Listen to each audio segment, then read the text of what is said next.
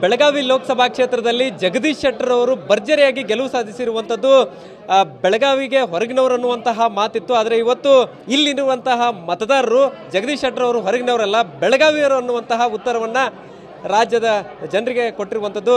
ನಮ್ಮ ಜೊತೆಗೆ ಶೆಟ್ಟರ್ ಅವರು ಇದ್ದಾರೆ, ಅವ್ರನ್ನ ಮಾತಾಡ್ತೀವಿ. ಆರಂಭದಲ್ಲಿ ಶೆಟ್ಟರ್ ಅವರು ಹೊರಗಿನವರು ಅಂತಿದ್ರು, ಇವತ್ತು ಮತದಾರರೇ ಕೊಟ್ಬಿಟ್ರ ಉತ್ತರ. ನೋಡ್ರಿ, ಹೊರಗಿನವರು ಒಳಗಿನವರು ಅನ್ನುವಂಥದ್ದು ಜನತೆಯಿಂದ ಬಂದಿರಲಿಲ್ಲ, ಅದು ಕಾಂಗ್ರೆಸ್ನವರು ಕೆಲವು ವ್ಯಕ್ತಿಗಳು ಕ್ರಿಯೇಟ್ ಮಾಡಿದಂಥದ್ದು.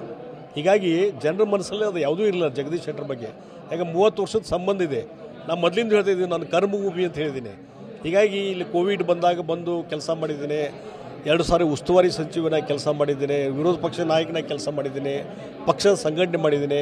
ಹೀಗಾಗಿ ಇದು ಮತ್ತು ನಮ್ಮ ಧಾರವಾಡ ಜಿಲ್ಲೆ ಪಕ್ಕದ ಜಿಲ್ಲೆ, ಹೆಚ್ಚು ಕಡಿಮೆ ಒಂದು 30 ಕಿಲೋಮೀಟರ್ ಅಂತರದಲ್ಲಿ ಎಲ್ಲವೂ 2 ಜಿಲ್ಲೆ ಕೂಡಿದಾವೆ ಹೆಚ್ಚು ಕಡಿಮೆ. ಹೀಗಾಗಿ ಈ ಹೊರಗಿನವರು ಅಂತ ಪ್ರಶ್ನೆ ಜನತೆ ಎಂದೂ ಕ್ವಶನ್ ಮಾಡಲೇ ಇಲ್ಲ ನನಗೆ. ಹೀಗಾಗಿ ಬೆಳಗಾವಿಯ ಜನತೆ ಅಲ್ಲ, ಅದಕ್ಕೆ ಜನನೂ ಉತ್ತರ ಕೊಟ್ಬಿಟ್ರಿ. ಈಗ ಆದ್ರೆ ಅದನ್ನು ಕ್ರಿಯೇಟ್ ಮಾಡಿದ್ರು ಕಾಂಗ್ರೆಸ್ ಅಷ್ಟೇ. ಒಂದು 6ನೇ ಬಾರಿ ಅಪೂರ್ವ ಜೇನು ಸಾಕಣೆ ಮಾಡಿ ವರ್ಷಕ್ಕೆ 5 ಕೋಟಿ ಗಳಿಸ್ತಿದ್ದಾರೆ. ನೀವು ಕೂಡ ಅವರಿಂದ ಕಲಿಬೇಕಾ? ಅವ್ರ ಜೊತೆ ವಿಡಿಯೋ ಕಾಲ್ನಲ್ಲಿ ಮಾತಾಡಬೇಕಾ? ಈಗಲೇ ಫ್ರೀಡಮ್ ಆ್ಯಪ್ ಡೌನ್ಲೋಡ್ ಮಾಡಿ. ಇಲ್ಲಿ ಬೆಳಗಾವಿಯಲ್ಲಿ ಬಿಜೆಪಿ ಗೆದ್ದಿರುವಂಥದ್ದು. ಸೊ ಬೆಳಗಾವಿ ಜನರು ಮತ್ತೊಮ್ಮೆ ಬಿಜೆಪಿಯನ್ನು ಕೈ ಹಿಡಿದಿದ್ದಾರೆ, ಜಗದೀಶ್ ಶೆಟ್ಟರ್ ಅವ್ರನ್ನು ಕೈ ಹಿಡಿದಿದ್ದಾರೆ. ಏನು ಹೇಳ್ತೀರಿ? ನೋಡು, ಇದು ಬೆಳಗಾವಿ ಭಾರತೀಯ ಜನತಾ ಪಾರ್ಟಿಯ ಗಂಡು ಮೆಟ್ಟಿನ ಸ್ಥಳ. ಸಂಘಟನೆಯಲ್ಲಿ ಕಾರ್ಯಕರ್ತರ ಒಂದು ಕೆಡರ್ನಲ್ಲಿ ಲೀಡರ್ಸು ಎಲ್ಲ ದೊಡ್ಡ ಮಟ್ಟದಲ್ಲಿ ಸಂಘಟನೆ ಆಗಿದೆ.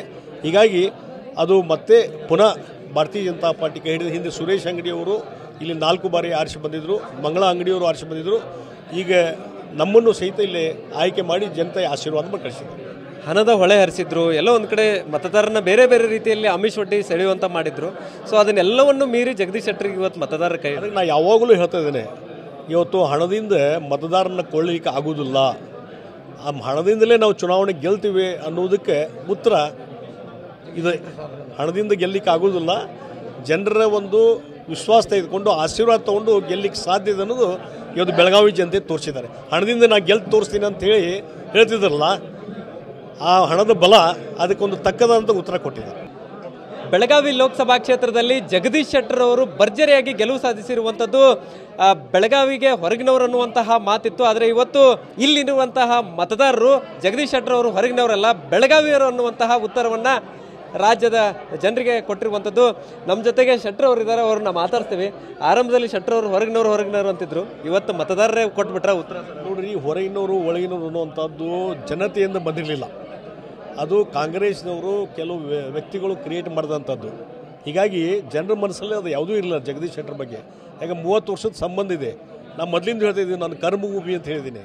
ಹೀಗಾಗಿ ಇಲ್ಲಿ ಕೋವಿಡ್ ಬಂದಾಗ ಬಂದು ಕೆಲಸ ಮಾಡಿದ್ದೀನಿ, 2 ಸಾರಿ ಉಸ್ತುವಾರಿ ಸಚಿವನಾಗಿ ಕೆಲಸ ಮಾಡಿದ್ದೀನಿ, ವಿರೋಧ ಪಕ್ಷ ನಾಯಕನಾಗಿ ಕೆಲಸ ಮಾಡಿದ್ದೀನಿ, ಪಕ್ಷದ ಸಂಘಟನೆ ಮಾಡಿದ್ದೀನಿ.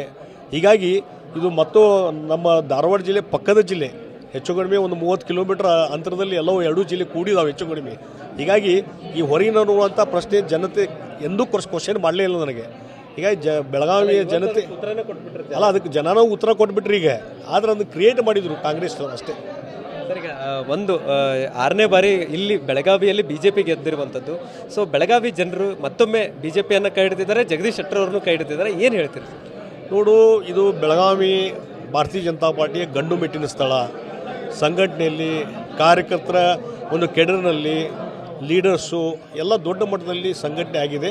ಹೀಗಾಗಿ ಅದು ಮತ್ತೆ ಪುನಃ ಭಾರತೀಯ ಜನತಾ ಪಾರ್ಟಿ ಕೈ ಹಿಡಿದ. ಹಿಂದೆ ಸುರೇಶ್ ಅಂಗಡಿಯವರು ಇಲ್ಲಿ 4 ಬಾರಿ ಆರಿಸಿ ಬಂದಿದ್ದರು, ಮಂಗಳ ಅಂಗಡಿಯವರು ಆರಿಸಿ ಬಂದಿದ್ದರು. ಈಗ ನಮ್ಮನ್ನು ಸಹಿತ ಇಲ್ಲಿ ಆಯ್ಕೆ ಮಾಡಿ ಜನತೆಯ ಆಶೀರ್ವಾದ ಮಾಡಿ ಕಳಿಸಿದ್ದಾರೆ. ಹಣದ ಹೊಳೆ ಹರಿಸಿದ್ರು, ಎಲ್ಲೋ ಒಂದು ಕಡೆ ಮತದಾರನ ಬೇರೆ ಬೇರೆ ರೀತಿಯಲ್ಲಿ ಆಮಿಷ ಒಡ್ಡಿ ಸೆಳೆಯುವಂತ ಮಾಡಿದ್ರು. ಸೊ ಅದನ್ನೆಲ್ಲವನ್ನು ಮೀರಿ ಜಗದೀಶ್ ಶೆಟ್ಟರ್ಗೆ ಇವತ್ತು ಮತದಾರರ ಕೈ. ಅದಕ್ಕೆ ನಾನು ಯಾವಾಗಲೂ ಹೇಳ್ತಾ ಇದ್ದೇನೆ, ಇವತ್ತು ಹಣದಿಂದ ಮತದಾರನ ಕೊಳ್ಳಲಿಕ್ಕೆ ಆಗೋದಿಲ್ಲ, ಆ ಹಣದಿಂದಲೇ ನಾವು ಚುನಾವಣೆ ಗೆಲ್ತೀವಿ ಅನ್ನೋದಕ್ಕೆ ಉತ್ತರ ಇದೆ. ಹಣದಿಂದ ಗೆಲ್ಲಲಿಕ್ಕೆ ಆಗೋದಿಲ್ಲ, ಜನರ ಒಂದು ವಿಶ್ವಾಸ ತೆಗೆದುಕೊಂಡು ಆಶೀರ್ವಾದ ತೊಗೊಂಡು ಗೆಲ್ಲಲಿಕ್ಕೆ ಸಾಧ್ಯ ಇದೆ ಅನ್ನೋದು ಇವತ್ತು ಬೆಳಗಾವಿ ಜನತೆ ತೋರಿಸಿದ್ದಾರೆ. ಹಣದಿಂದ ನಾನು ಗೆದ್ದು ತೋರಿಸ್ತೀನಿ ಅಂತ ಹೇಳ್ತಿದ್ರಲ್ಲ, ಆ ಹಣದ ಬಲ ಅದಕ್ಕೊಂದು ತಕ್ಕದಂತ ಉತ್ತರ ಕೊಟ್ಟಿದ್ದಾರೆ.